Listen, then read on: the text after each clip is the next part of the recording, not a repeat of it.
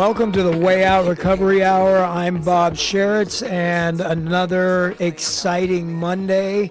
The Way Out Recovery Hour is brought to you by The Way Out. We are an intensive outpatient program for adolescents and adults. We're located on the corner of Plum and Bouquet Canyons, and our phone number is 661-296-4444. Go to our website at thewayoutrocoveryscv.com. And again, welcome to another Monday. I spend a few minutes every Monday asking listeners to take a moment to get grateful.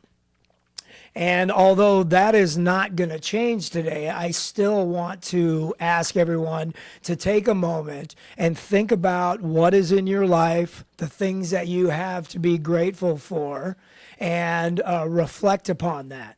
But today is one of those days where it really is going to be with mixed emotion. Certainly gratitude is one of them. As we sit here on September 11th, and we reflect back 16 years ago, I woke up this morning knowing that I was going to do this show, and so my memories kicked in, where I was sitting 16 years ago when I was watching that TV and I saw that plane hit and saw that second plane hit and could not believe what we were seeing. And it was just so much for at least me, and I think everybody, I think our entire nation, and certainly probably the entire world, to sit and watch the images and watch stuff as it unfolded and to hear it and to sit there and it just was so much to take in. It was hard to even have any kind of emotion at the time. Really, really difficult to do that. But certainly as we sit here 16 years later, gratitude is one of the emotions that come up for me. I am so very grateful for all the people that stepped up to help in the wake of that tragic event. And so very grateful to live in a nation where I feel safe. I feel absolutely safe as I sit here today. I feel absolutely safe that my day is going to be relatively predictable, And certainly in the wake of that tragic event, we got to take a look at the bigger picture of the world, as we started to look at other nations and everybody that was involved and the different entities around the world.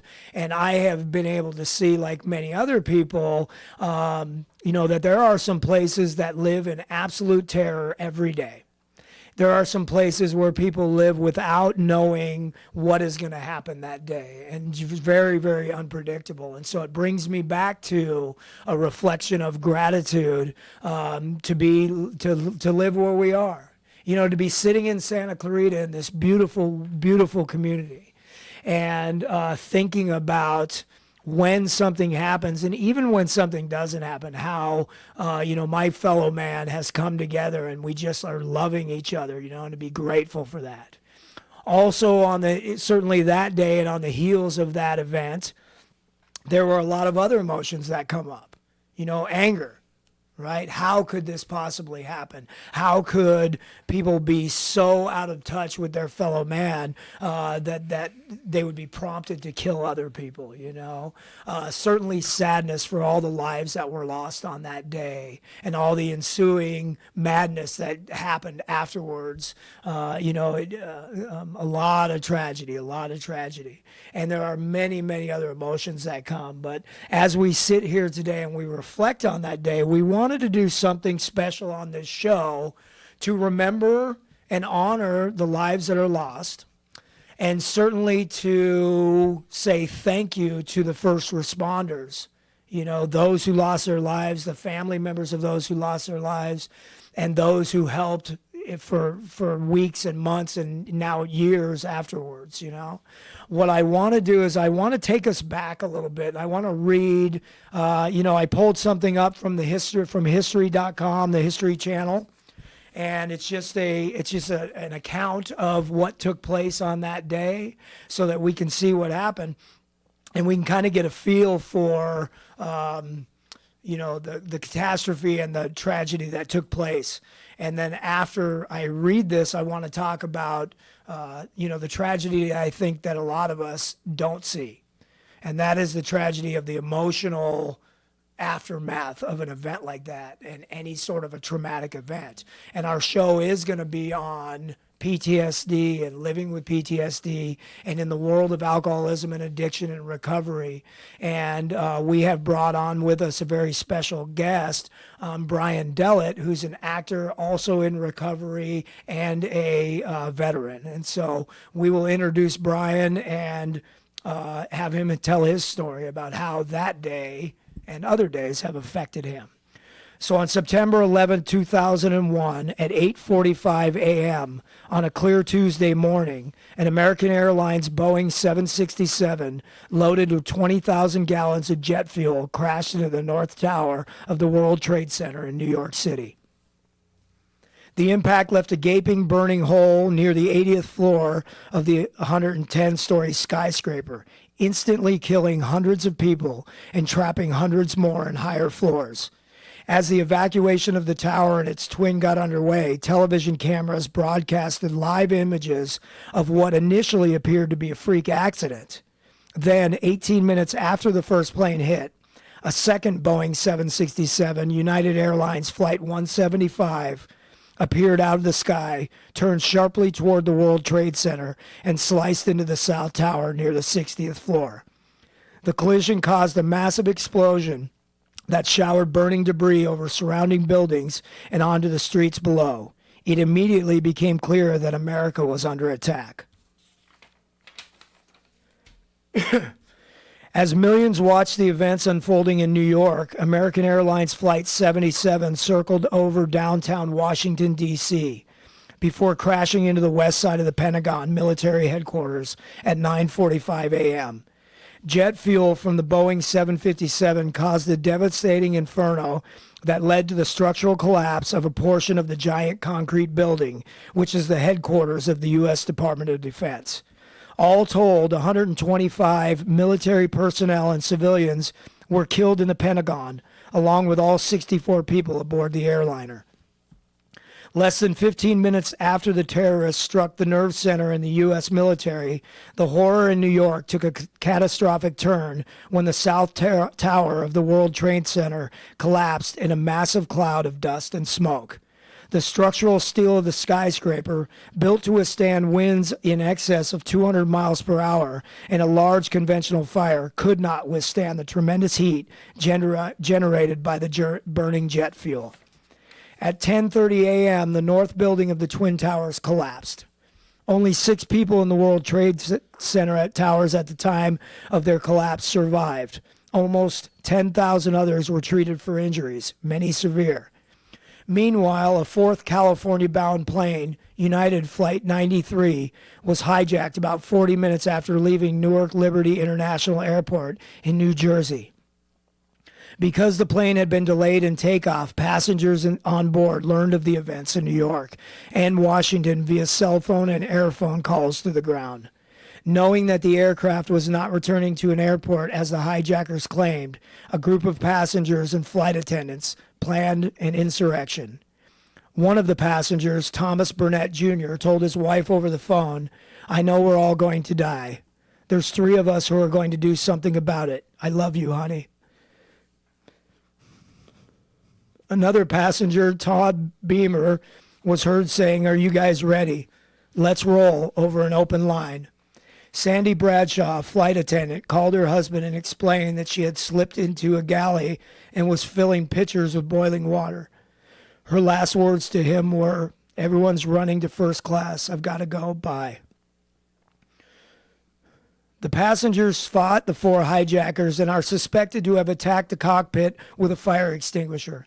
The plane then flipped over and sped toward the ground at upwards of 500 miles per hour, crashing in a rural field near Shanksville in western Pennsylvania at 10:10 a.m.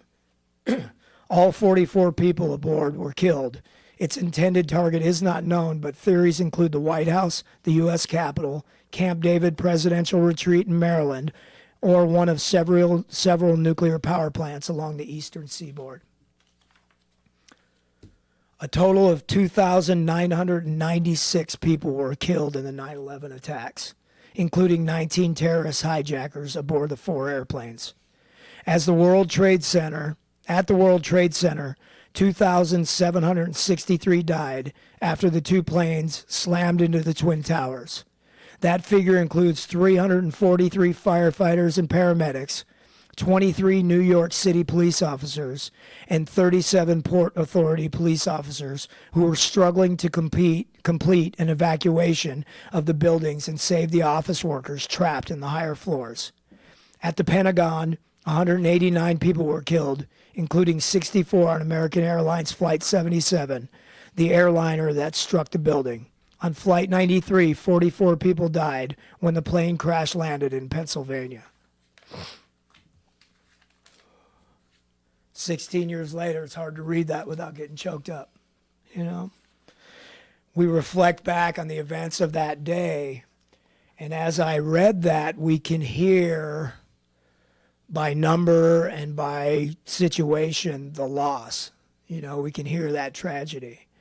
What we don't see, and what I think a lot of us were not aware of on that day and following that event, was the underlying psychological issues that are suffered by not only those who were involved. Think of the thousands, tens of thousands, maybe hundreds of thousands in that area who were witnessing that event taking place, who lost loved ones, who watched afterwards as the city stood just not knowing how to pick up the pieces at first. And the first responders who were involved in that event and picking up the pieces of loss of life and damage, and those who had already been in first response situations, in combat, and those whose PTSD was triggered by that event, and how they had not only lived that event, but relived other events.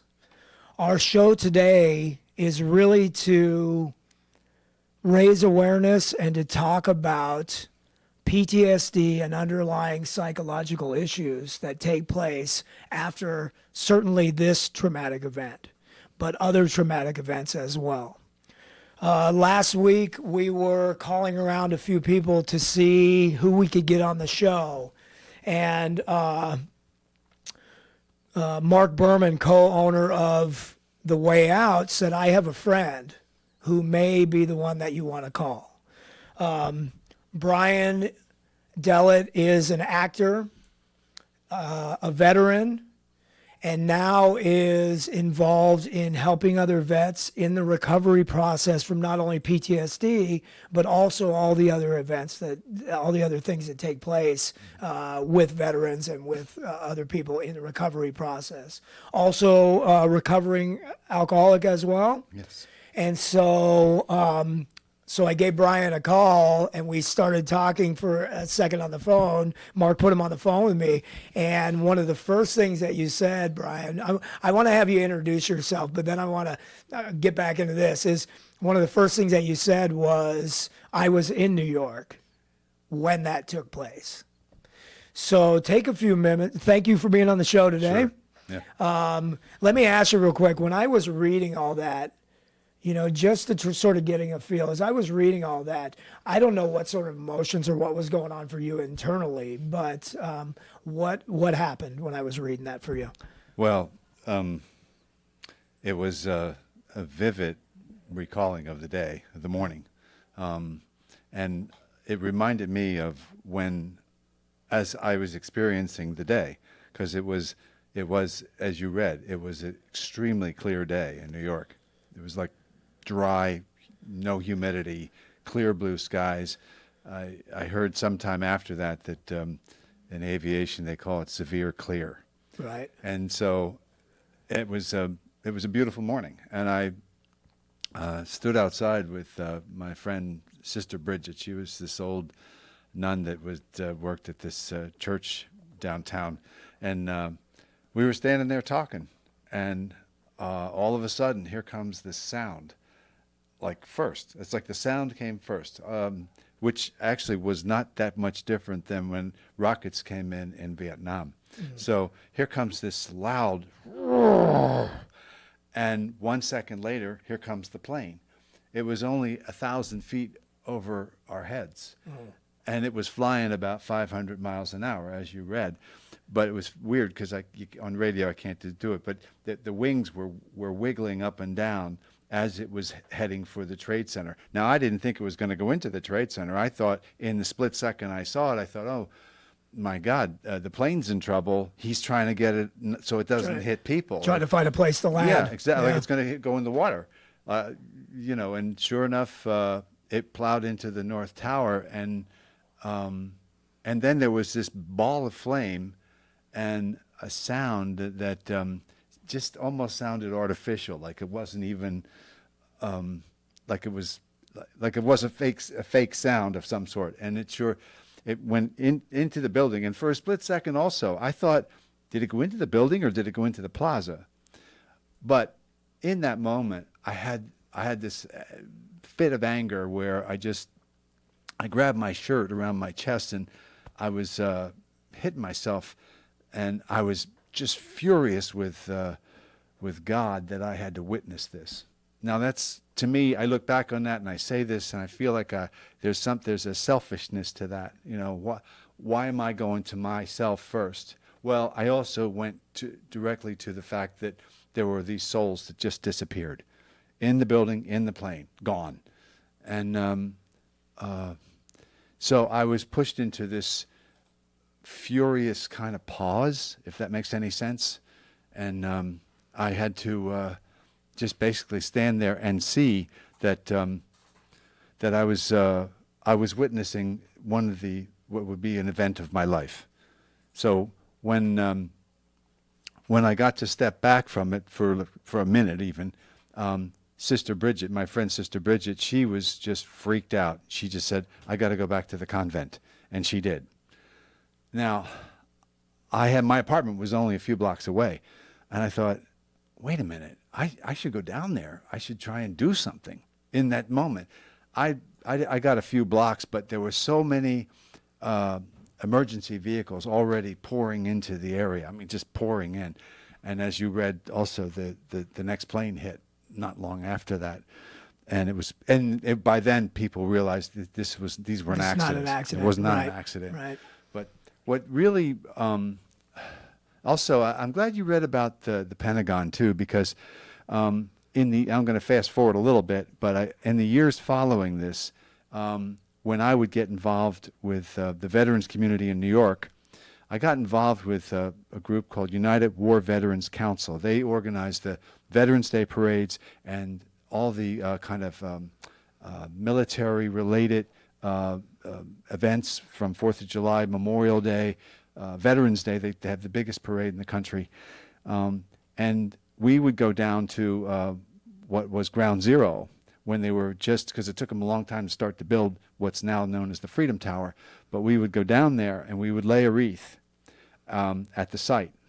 And part of my job was to read or recite the Crispin Day speech from Henry V, the famous Band of Brothers speech. And that was my job. And then we would go the next day down to Washington for what would be the Memorial Day parade there. And we would go to the site of the Pentagon. And they have 189 benches, one for each person who was killed. Okay. And these benches are, you wouldn't think they'd be so interesting to look at or to feel, but there's an incredible sensation to be there with it. And so we would do another wreath-laying ceremony. I would do my thing, and then there would be other things read and special guests and all that sort of stuff. But let me go back to 9/11. Yes. Because that day was not only, it shook New York, obviously, but it shook the country. It shook the world. And the world, Right. yeah. And the thing about that day was that I did not expect that this thing that's called PTSD, post-traumatic stress disorder or post-traumatic stress, I had no idea it was going to be unearthed that day. Right. And I didn't even know what was happening. It would be in the days and maybe a week or two later that I realized that I was crashing. that I was descending. I think it's important to say that at that time you had already been in recovery from your alcoholism. That's true. So Yeah. it wasn't it wasn't even part of that drinking journey right there. No. You've been sober since 88. 1988. Yeah. We're talking 2001. Right. It's really important for us to realize that when we're in recovery from alcoholism and drug addiction, that the drinking and the drug use oftentimes is just the top layer of the symptom. Once we start to break through that, many things unfold. Right. You know, and so 1988 to 2001, you had no idea on that day that a whole new journey in your recovery was going to begin. Right. Exactly. And I think this is where it became interesting later, which was the overlaps between alcoholism and PTSD. And also knowing the difference of when one is not the same as the other. Right. But in my case, I went to the Veterans Administration. I'll tell the day before I did that, I was in my house in Pennsylvania because I used to go back and forth. And my daughter was 7 at the time. And she and her mother were coming into the house at the end of the day. And my daughter walked into the house and she said, "Dad, you're sitting in the dark." And it was like this chilling metaphor as much as anything else. And I went, "Oh my God, what am I doing?" And I said, "Oh, let's get a light on here." And I went to the VA the next day. And I began that recovery. What's been amazing has been the overlap where the 12-step template was going to be an incredible source, an incredible toolkit, if you will, for helping to understand PTSD and start to work out of the solution with regard to that. Because in both cases, for myself anyway, if I think I can handle either one of those things by myself, I'm doomed. Right. I know that. Right. I know that from both recoveries. And so many people do. They try. I mean, so many people go, "No, I got this. No, I got this. No, I got this." And overall, and especially, I mean, you think about certainly in the world of alcoholism, but let's go in the world of PTSD, where generally speaking, and it's certainly not everybody, generally speaking, you have a lot of combat veterans, first responders, people that are taught to handle it. Yeah. You know, that's your job, is to handle it. And all Right. of a sudden you find yourself in a place where trying to do it yourself is Right. not an asset. Exactly. And I think, and also, I came up with my own, I don't know if this, this is what I call them, emotional tumors. Okay. Where there are these events that have been buried for a long time. Right. And so when I got home in March of 70, a lot of things went down under and stayed there. Now, I behaved pretty badly. I did some pretty heavy drinking, and I behaved badly the year back from Vietnam. But some of that stuff I also somehow psychologically blocked. Sure. So after 9/11, it was it was like a free fall coming up, where all these things and feelings and memories were becoming 3D, and I had to deal with them. I had to deal with them. At the time, too, I kind of felt like I wasn't sure. I was sort of feeling around for like, is my program still here? Am I going to be okay? And the bottom line was, yes, I would be okay. And I think in both instances, whether it's alcoholism or PTSD, the spiritual component is crucial. And I say spiritual because I don't know what that is for everybody. Or what you want to cultivate with an inner resource. This is crucial because in both cases, the recovery process needs a combination of spirituality and community. Those two things right there. And this is true for veterans. This is true for anybody recovering. You can't do it alone. You got to rely on people, and hopefully like-minded people that care for you, or people that are on the same journey. Yeah, people that speak the same language. Sure. Yeah, sure. And tapping into a power that is greater than us. Yeah, whatever that is. Yeah, right? yeah, exactly. Yeah. Yep. Yeah. I mean, I think when I was in Vietnam, I heard a fellow veteran share this, and it was true for me too. When we were over there, all we thought about was living. And then when we came home, all we thought about was dying. Yeah. And I've shared that with people outside the veterans community, and they get it as well. Understand it. Yeah. They understand it. Yeah. Well, so I'm looking. So so 9/11 happens, and was it the next day? Was it the next month? I mean, when did you start to realize that all that stuff was being triggered by that event? Oh, When did it immediately? like the next day even. There was I went to the Veterans Administration maybe a week later, and I sat down with this guy for 15 minutes, and he said, "You have classic PTSD." Right.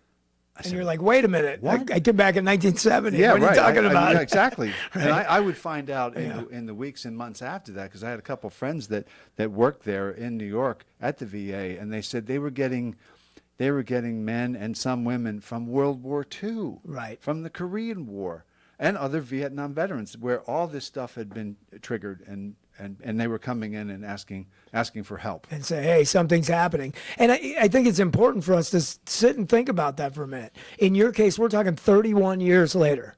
Right. 31 years later. Yeah. And I think you don't even realize, and this goes for anybody that has been through a traumatic event, whether it's 9/11 or in combat or first responders or anybody that's been through something that has psychologically hurt really, really bad. Yes. You mentioned taking things and stuffing them down and don't even know that I'm doing that, right? Right. And that's one of the things that our brain does with trauma is it takes that and it says, what can I handle and what can I not handle? And whatever's too much for me to handle, we're going to compartmentalize it and stick it down here and do whatever we can to not have it come to the surface. Well, and that's a very good way to put it. I would call that a blind spot. Right. Like I experienced that in both recoveries where there were these blind spots where I just didn't see what was going on. I didn't see connections to my own behavior.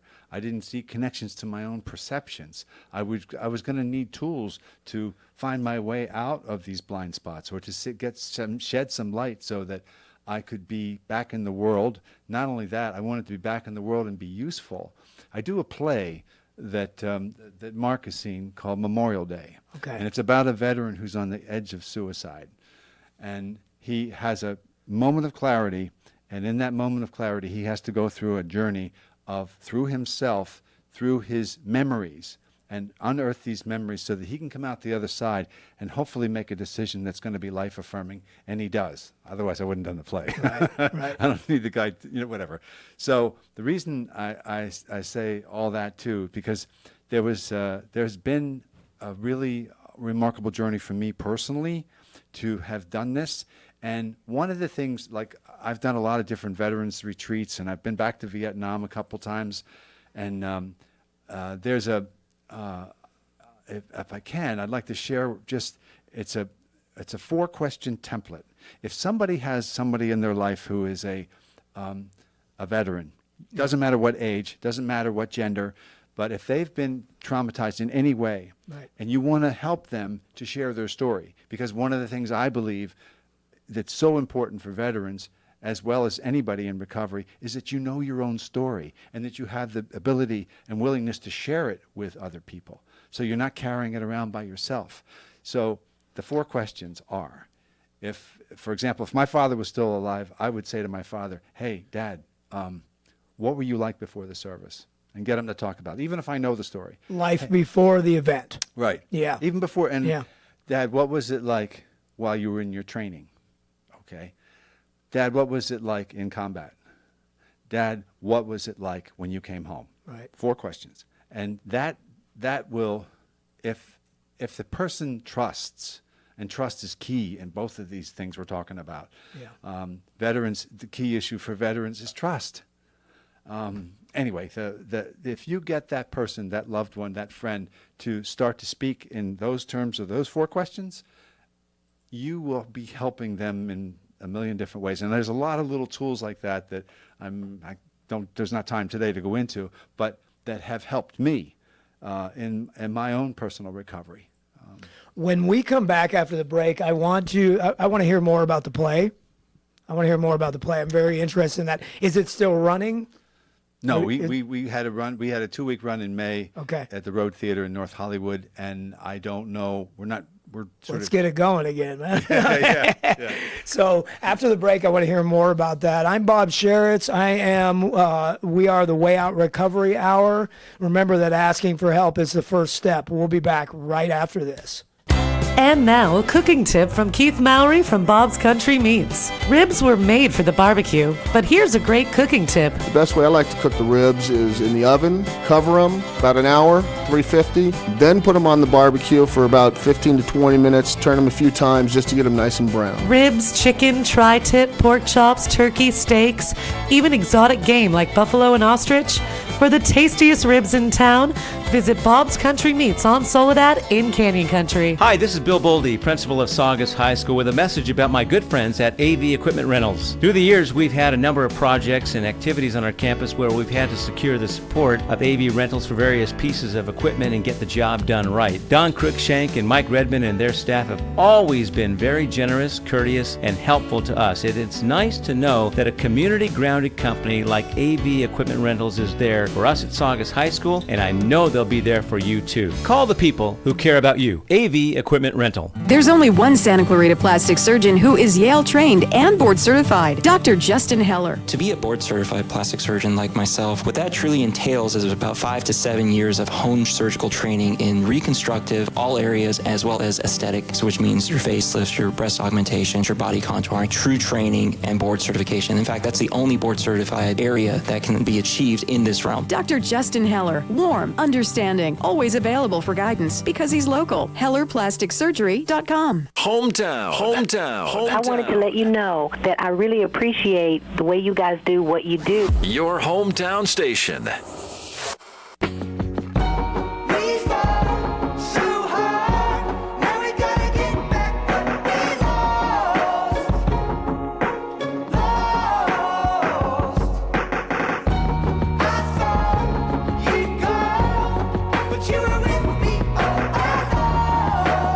Welcome back to the Way Out Recovery Hour. I'm Bob Sheritz, and this is the Way Out Recovery. We are an outpatient treatment center in Santa Clarita on the corner of Plum and Bouquet.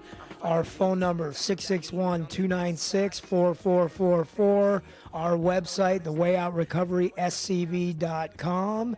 We are in studio today with Brian Delate, who's an actor and a veteran, and just I'm listening to you talk about the events that took place for you personally after September 11, 2001, and you really get a clear picture as to how somebody can be triggered and what PTSD really looks like.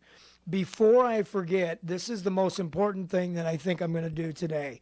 If you are listening to this show, or you're watching live, or you're watching it a week from now, listening to me read the events of September 11th and listening to Brian talk about his story, if you are being overwhelmed by emotions, or you're feeling that you are being triggered yourself, or you just need somebody to talk to, please reach out to a family friend, to your family, to a friend, to your pastor, to somebody. Call us at The Way Out. We will guide you and direct you to appropriate therapists who can work with PTSD, and we will help you any way that we can.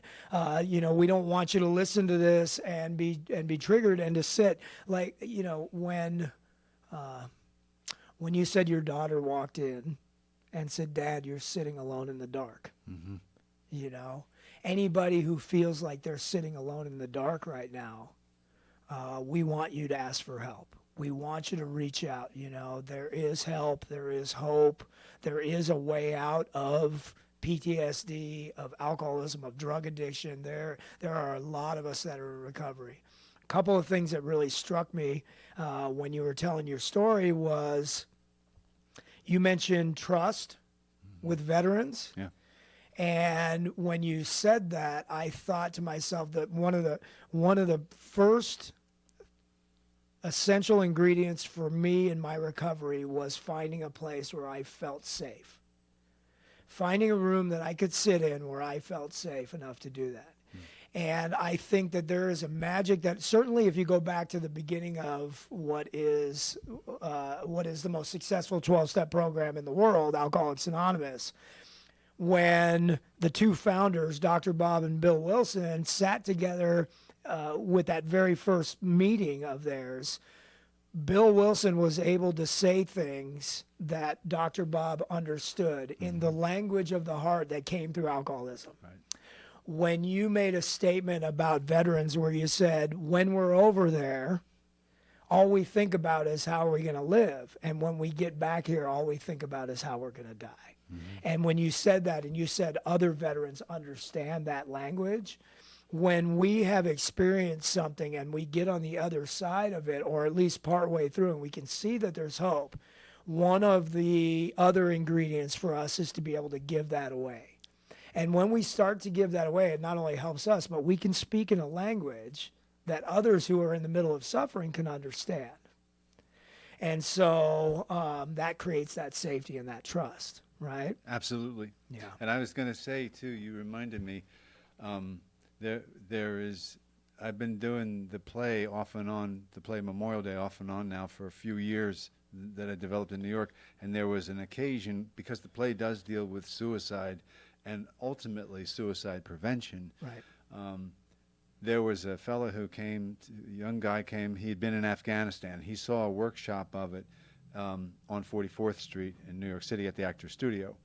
And he was at that's like a halfway house for getting out of the service, for transitioning into civilian life. And he saw I was doing it again on the Upper West Side, this is many months later. And he called me and he said, I'm going to bring my friend. He says, we were in Afghanistan together. I said, great.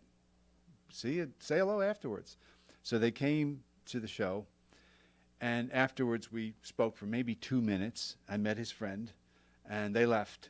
Then the next morning, the guy who I'd been in contact with called me, and he said, you know, my friend you met last night that I was in Afghanistan with. I said, yes. He said, we were only a block away, and he said to me that he's been planning to kill himself for 2 months.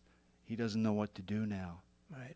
Because I was on the verge of not doing the play anymore, because it's a lot of work. There's very little financial reward. And all of a sudden I had a purpose pushed in my face, which is like, no. If one guy does not eat a gun or kiss a bullet, then you keep doing this thing. Right. And so I have. So I have a twain that's met between veteran in recovery, artist, alcoholic recovery, and the spiritual template that I've been following now for a long time, for many, many years. And I'm still impressed with the fact that it's helped me, but it's more than that, it's helped others. It's helped veterans, it's helped friends and family of veterans, and like with that 4-question thing I mentioned before, that having things like that available to be able to give to somebody, and if it helps somebody make a difference for even a day, or they can make a decision that's going to become a life-affirming decision, or they're going to do what you suggested, which is they're going to ask for help. Right. Crucial. I want to ask our operator to do something before the show's over. I'm going to give out the suicide hotline. If there's anybody out there listening, I certainly want to get that out. If you could look that up for us, suicide prevention hotline, so that we give that out. You know, if you're sitting out there, please make the call. Make the call to us. Make the call to somebody. You know, rather than take that step that you can't take back. And we always want to preface this when we're talking about heavy stuff like this. Yes. So besides the play, which can I get the play on YouTube or something? Is there a way for me to watch it? Not yet. Okay. We're in the middle. Because I'm fascinated now. I want to experience. I want to not only experience it, but I want to share it. So when that becomes available, let us know. We will certainly highlight that and show it to anybody who we feel it to be appropriate for. Yeah. Aside from the play, have you had an opportunity to work with other vets in the recovery process, helping them with PTSD, anything like that? Yes, I have. Tell us about that. Okay, I've worked with an organization called Soldier's Heart. Okay. It's run by Dr. Edward Tick and his wife Kate Dahlstedt. They're based in Massachusetts now. They were in New York for a while. They organized trips back to Vietnam. They've done that now for 12, 13, 14 years. I'm not sure how long now. I've actually gone back with them. My first trip back to Vietnam was in 2012. Okay. And I've done different retreats with them, and they have a pretty remarkable process, especially with this whole trust thing. Like the very first retreat I did with them, there were, I think, 14 or 15 of us. There were 2 World War II vets. This was back in '07, so there was only like 1 or 2 guys who'd been in Iraq or Afghanistan, and then the rest of us were Vietnam veterans. And he follows a lot of Native American rituals. Okay. You know, one of the things I started to do after 9/11 and when I started to develop my play, I started to look into warrior soldier cultures from the past 3,000, 4,000 years. And all of them had more emphasis, more investment in the restoration of the warrior soldier as opposed to the preparation. The preparation was important, but even, for example, the ancient samurai, not the ones of the 20th century that tried to become part of the Japanese army, not that. I'm talking about the ancient honorable samurai tradition. You were not given your weapon until you mastered an art form, so that you had some place to put that energy when you came back from battle. And so there was a lot of this where, like, I didn't think of myself as having had a story, if you will. Right. You know, in recovery, everybody's got a story, and if you don't have a story, you start to learn about your story in due time. Well, in the veterans community, that has to be given as much importance as anything else. It sounds like in the warrior community, right, throughout history, that has an importance of telling your story. Can I read this quote? Yeah, please do. This is by James Hillman, and it speaks very clearly about what's possible with the whole warrior notion, and what I have aspired to, which is to have my experience become, as someone, I'm quoting someone, not me, who said this, which is, our wounds are precious. And this will make more sense when I'll just get through it. Anyway, it's from James Hillman. He says, "To know war, we must enter its love. A warrior is one who knows the love of war. This does not mean he loves destruction and killing. Rather, through this love, a warrior embraces the beauty and fragility of life and the compassion of extreme comradeship. He has earned the wisdom and humility that come from having once served Ares, and he takes on the commitment now to be an instrument of justice and healing for humanity as a servant of Athena. His soul is recomposed, regenerated. It becomes again an agent of creative vision, civilization, beauty, and charity. It becomes a protector and nurturer rather than a destroyer." And so I'm as much as possible, I'm really big on the stories. Now, when I went back to Vietnam in 2012 for the first time, I went there as a recovering alcoholic and also recovering veteran, if you will. And to my surprise, they helped each other tremendously. And I'll just fast forward to a situation where I made 3 trips back, 2012, 13, 14. And the second trip, I went down to the ground I stood on, and I was with 3 Vietnamese. One was a videographer, one was a translator, and one was the driver. And so I went down to this area called Chu Lai, which is where I'd been. A lot of people got hurt from both sides there. And we were by the beach. We were by the ocean. And there were things that had happened there. And I asked them, I said, I need to take a couple minutes. And I went off on my own, and I just got on my knees, and I was just quiet. I didn't even know what I was going to do. But I can tell you this.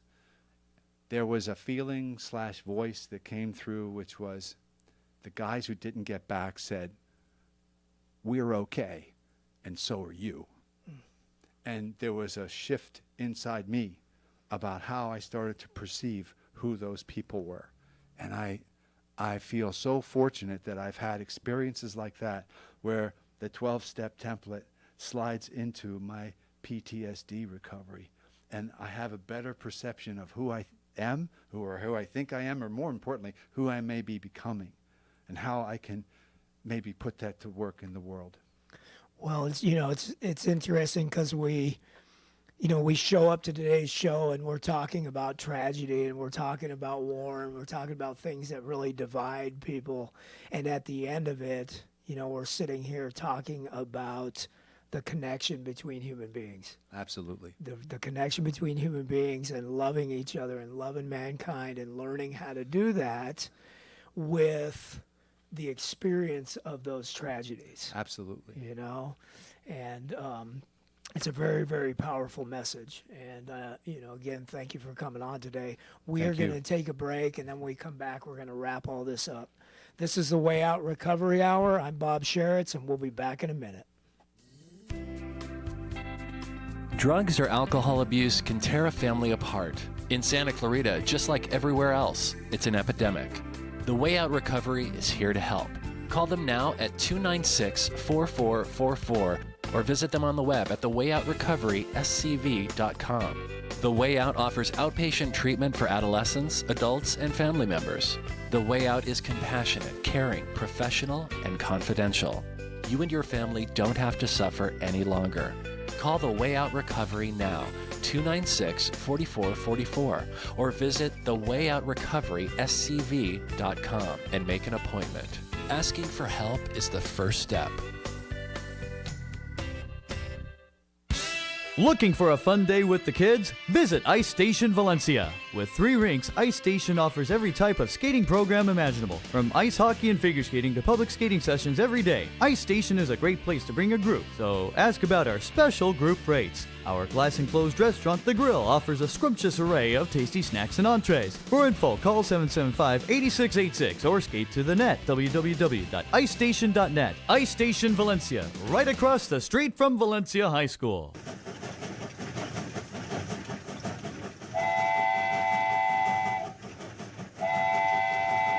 All aboard! Lark Ranch is inviting the entire community to hop aboard the Lark Train of Love, a very special fundraiser on Sunday, September 17th, packed with great food, fun, games, and dancing to the tunes of the 50s, 60s, and 70s.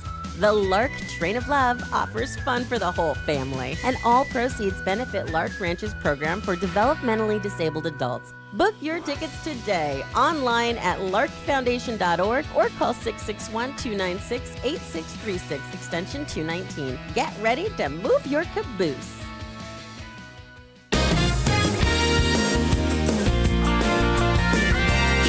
KHTS.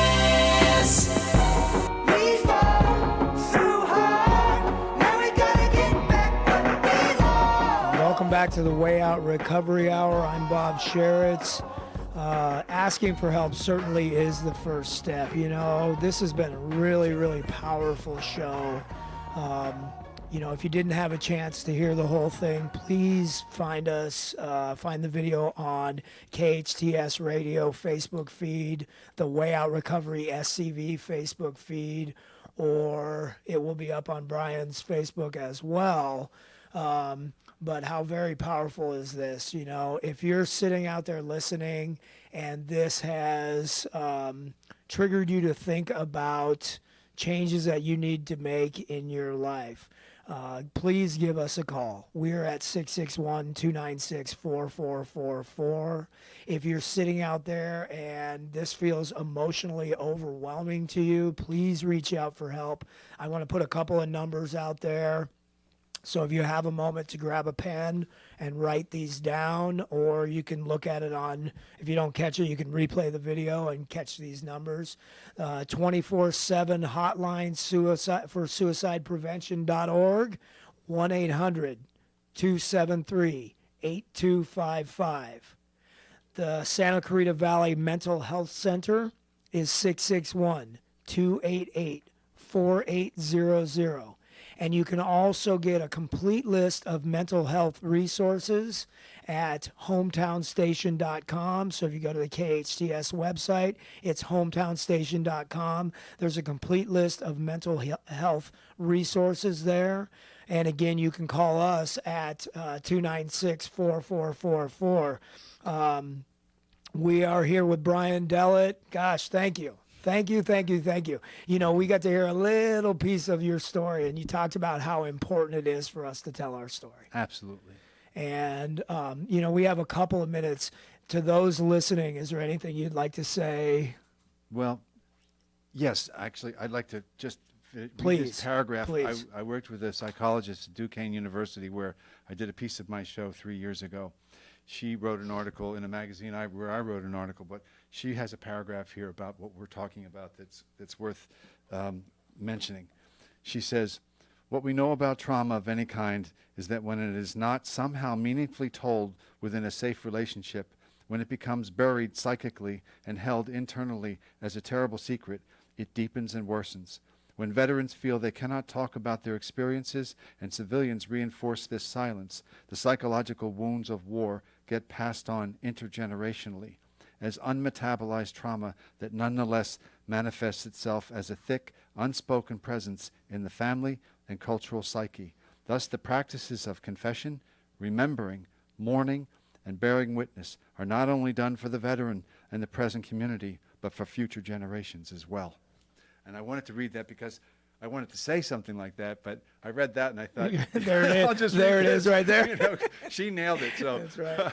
I just thought I thought I'd hit it with that. I just can't thank you enough for allowing me to be here today to talk about this as we did. I really appreciate Thank you it. so much, Brian. I noticed you have a couple of things. You have the Soldier's Bible, very nice, and then Yeah. the Soldier's Heart is also. Is that the program you were talking about? No, Soldier's Heart is an indie film I made. Okay.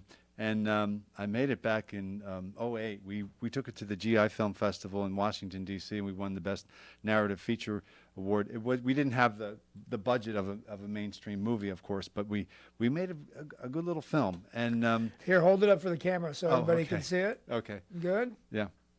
Does that look like it'll work? Okay. It's available at Amazon. It's available at Amazon. Yeah, no, absolutely. Absolutely, Okay. So again, thank you for being here.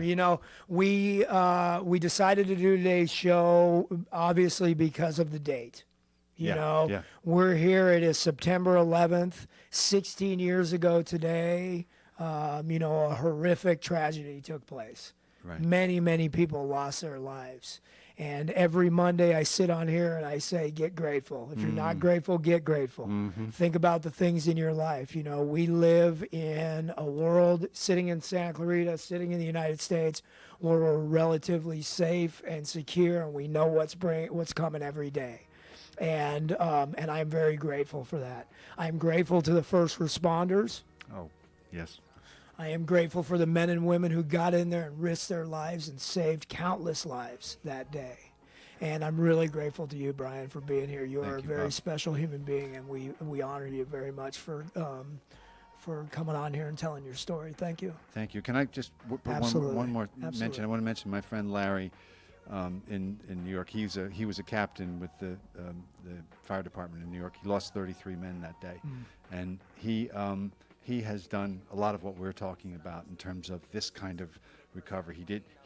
We talked about it very soon after, like, are you dealing with PTSD? Yes, I am. Let's talk about it. And we've talked for years. This went on. Anyway, that's all. Well, Larry, God bless you. God bless you, my friend. Right on. All right, this is the Way Out Recovery Hour. I'm Bob Sheritz, and a very grateful Monday to you. Thanks a lot, Brian. We will see everybody next week.